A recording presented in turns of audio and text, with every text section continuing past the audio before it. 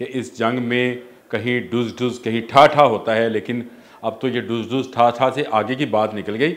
अब तो कहीं से मज़ाइल आ रहा है, कहीं से मज़ाइल शिकन मज़ाइल जो है वो दागा जा रहा है। और अब तो आज जो कल स्पीकर ने लिखा था लेटर, वो तो डेजी कटर बम साबित हुआ। इतनी तेज़ी से काम किया उन्होंने और फौरी तौर पर एक नया नोटिफिकेशन जारी कर दिया और एक नया जो है उन्होंने लिख दिया कि पाकिस्तान तहरीक इंसाफ का कौमी असम्बली में नए आइनी तरमीम जो की गई थी इलेक्शन कमीशन के हवाले से, उसके बाद से कोई वजूद नहीं है। जो वो सब गए, अब सब के सब सुन्नी इत्तेहाद कौंसिल में हैं। अगर वो सुन्नी इत्तेहाद कौंसिल में हैं तो वो मखसूस नशिस्तों वाला 8 रुकनी जजेज़ का वो वजाहती नोट, जिसको जो है मंसूर अली शाह साहब ने तहरीर किया था और कहा था कि ये नशिस्तें पाकिस्तान तहरीक इंसाफ को मिलेंगी, तो वो अब मिलने नहीं जा रही हैं। वो जो जंग है वो अब अपने आखिरी उसको कहते हैं मराहल में दाखिल हो गई है। अब यह पार्लियामेंट जो है वो अपनी बालादस्ती साबित करेगी, या कानून और आइन के मुताबिक सुप्रीम कोर्ट ये फैसला करेगी कि कौन बालादस्त है। इससे एक फ़ायदा ये हुआ हुकूमत को कि वो जो रुकावट थी कि तहरीक इंसाफ जो है वो अपने बानी के लिए कुछ बात करना चाहती थी या उनका नाम इस्तेमाल किया जा रहा था, अब उनको लिखा और पुकारा जो है वो सुन्नी इत्तेहाद कौंसिल, चाहे वो अपनी पॉलिसी जो है वही रखेंगे, वो अपने कप्तान के लिए उसकी रहाई के लिए काम करते रहेंगे, लेकिन उनको लिखा और पुकारा जो है वो सुन्नी इत्तेहाद कौंसिल जाएगा। लो जी, हूंजा फिर गया, वो आपने पंजाबी में कहते हैं ना, हूंजा फिर गया। कौमी असम्बली से पाकिस्तान तहरीक इंसाफ का हूंजा फिर गया, सफाया हो गया। और ये सफाया उस जंग का नतीजा है जो अदलिया और पार्लियामेंट के माबैन थी। मैंने अपने पिछले वीलॉग में ये बात की थी कि इस जंग में कहीं डुज डुज कहीं ठा ठा होता है, लेकिन अब तो ये डुज डुज ठा ठा से आगे की बात निकल गई। अब तो कहीं से मज़ाइल आ रहा है, कहीं से मज़ाइल शिकन मज़ाइल जो है वो दागा जा रहा है। और अब तो आज जो कल स्पीकर ने लिखा था लेटर, वो तो डेजी कटर बम साबित हुआ जो इलेक्शन कमीशन को लिखा गया था। और उसके बाद से कौमी असम्बली जो है उसका सेक्रेटेरिएट बहुत ज़्यादा मुतहरक हो गया, इतना मुतहरक कि मैंने उसको जब लिखने बैठा तो सूरत लिखा था। मैंने आज जब अपना ब्लॉग लिखा तो मैंने लिखा सूरत से आप कुछ और बात ना समझिएगा, वो एक बीमारी भी है, लेकिन ये सूरत का मतलब है तेज़ी। इतनी तेज़ी से काम किया उन्होंने और फौरी तौर पर एक नया नोटिफिकेशन जारी कर दिया और एक नया जो है उन्होंने लिख दिया कि पाकिस्तान तहरीक इंसाफ का कौमी असम्बली में नए आइनी तरमीम जो की गई थी इलेक्शन कमीशन के हवाले से, उसके बाद से कोई वजूद नहीं है। जो सीटें मौजूद थीं जिनको पाकिस्तान तहरीक इंसाफ की नुमाइंदगी हासिल थी, वो भी जो है सुन्नी इत्तेहाद कौंसिल को दे दी गई हैं। यानी अब सुन्नी इत्तेहाद कौंसिल की 80 सीटें मौजूद हैं। वो जो 41 सीटें तहरीक इंसाफ की और 40,000 अरकान थे, और उन्होंने कुछ ने जो थे वो सर्टिफिकेट जमा कराए थे सुन्नी इत्तेहाद कौंसिल के, वो सब गए। अब सब के सब सुन्नी इत्तेहाद कौंसिल में हैं। अगर वो सुन्नी इत्तेहाद कौंसिल में हैं तो वो मखसूस नशिस्तों वाला 8 रुकनी जजेज़ का वो वजाहती नोट, जिसको जो है मंसूर अली शाह साहब ने तहरीर किया था और कहा था कि ये नशिस्तें पाकिस्तान तहरीक इंसाफ को मिलेंगी, तो वो अब मिलने नहीं जा रही हैं। वो जो जंग है वो अब अपने आखिरी उसको कहते हैं मराहल में दाखिल हो गई है। अब यह पार्लियामेंट जो है वो अपनी बालादस्ती साबित करेगी, या कानून और आइन के मुताबिक सुप्रीम कोर्ट ये फैसला करेगी कि कौन बालादस्त है। जो दुनिया के रवाज है, जो दुनिया की रवायत है, बहुत सारे मुफक्किरीन की जो बात है, जो आज मैंने लिखी भी है ब्लॉग में भी और अपने उसमें, आज मैं आपको सुनाऊंगा भी, उसमें से कुछ कोटेशंस जो हैं वो आपको सुनाऊंगा भी, कि बहुत सारे जो माहिरीन हैं सियासियात के और कानून के, वो पार्लियामेंट को ही बालादस्त कहते हैं। और ये एयाज सादिक साहब जो स्पीकर हैं, ये इस बालादस्ती को लेकर जो है वो चढ़ दौड़े हैं। और उन्होंने सुप्रीम कोर्ट के 8 रुकनी जजेस की वजाहती नोट जो उन्होंने इलेक्शन कमीशन से कहा था कि सीटें दे दी जाएँ, उसका उन्होंने जो है उसका मुकाबला करने का फ़ैसला किया है। और अब वो उन्होंने जो है नया जारी कर दिया। जो पोजीशन पार्टी पोजीशन है वो मैं आपको अभी बता देता हूँ इस वक्त भी, कि इस वक्त पाकिस्तान मुस्लिम लीग नून के पास 110, पीपल पार्टी के पास 69, और एमके के पास 22, काफ लीग के पास 5, आईपीपी के पास 4, सुन्नी इत्तेहाद कौंसिल के पास 80 जो जारी किया गया, ये मैं वो बता रहा हूँ आपको, 80 हैं। जेयूआई फे के पास 8, आज़ाद अरकान तकदाद 8 है।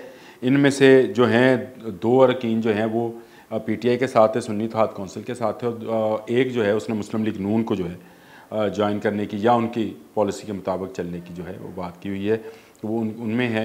अब मखसूस नशिस्तों की बात कर लेते हैं। तो ये नया फ़ैसला आने के बाद जो मखसूस नशिस्तें हैं वो पार्टीज़ में तकसीम कर दी जाएंगी और इसमें मौलाना फजल रहमान की भी लॉटरी निकलने लगी है।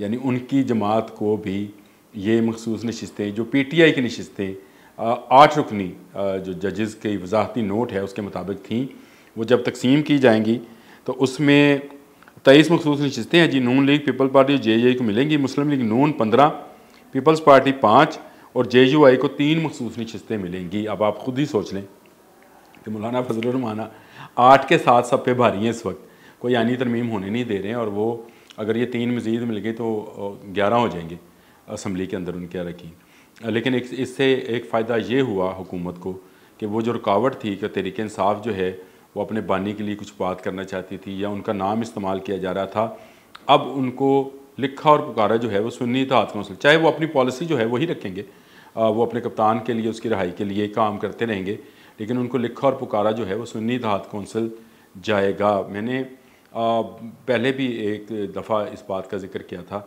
कि पाकिस्तान तहरीक इंसाफ आने वाले चंद सालों में सियासत में नज़र नहीं आती है, और सियासत में क्यों नज़र नहीं आती है कि इलेक्शन कमीशन जो है उसको जो है इतराज़ है उनके इंतखाबात पर, उसको इतराज़ है उनकी जो नुमाइंदगी है उस पर, और जब तक वो उसको दूर नहीं करेंगे और वो दूर होने वाला नज़र नहीं आता है।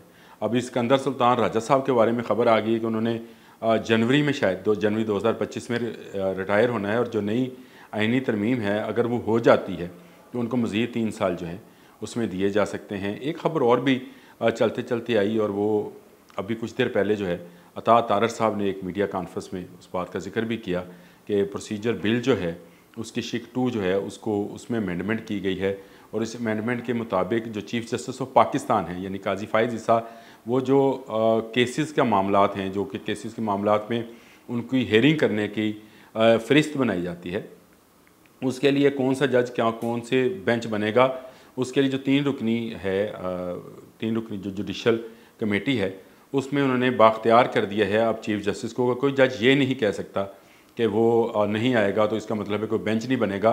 तो चीफ़ जस्टिस के पास ये इख्तियार है कि वो सीनियर तरीन जज को साथ लें और एक जज अपनी मर्ज़ी का मुंतखब करें, 3 रुकनी कमेटी बने और वो जो केसेस हैं उस पर लगा दिया जाए। इसमें यह भी कर दिया गया कि किसी फ़रिश्त को डिस्टर्ब नहीं किया जाएगा। अगर मेरा केस जो है मैंने पहले फ़ाइल किया है तो प्रोसीजर ये कहता है कि मेरा केस पहले समाअत के लिए पेश किया जाए।